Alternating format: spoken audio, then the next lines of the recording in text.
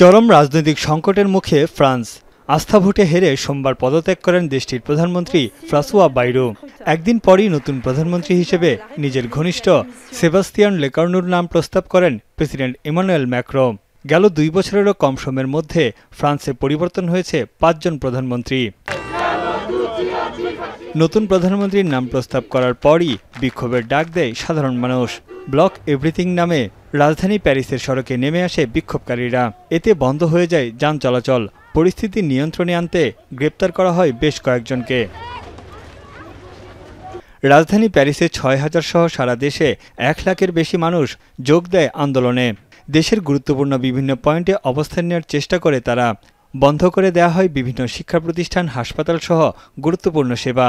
এই সময় কাঁদানে গ্যাস ছুড়ে তাদের ছত্রভঙ্গ করে দেয় আইনশৃঙ্খলা বাহিনী। বিক্ষোভকে কেন্দ্র করে রাজধানী এড়িয়ে চলার পরামর্শ দেওয়া হয়েছে গাড়ি চালকদের। আন্দোলনকারীরা দেশে অচলাবস্থা তৈরি করতে চায় বলে অভিযোগ করেন স্বরাষ্ট্রমন্ত্রী।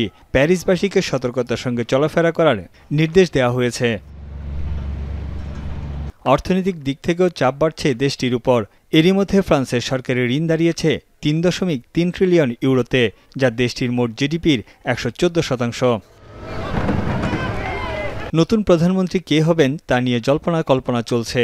প্রধানমন্ত্রী হিসেবে সেবাস্তিয়ান ছাড়াও সংসদের স্পিকার ইয়েল ব্রাউন পিভে থেকে শুরু করে বেশ কয়েকজনের নামই আলোচনায় রয়েছে।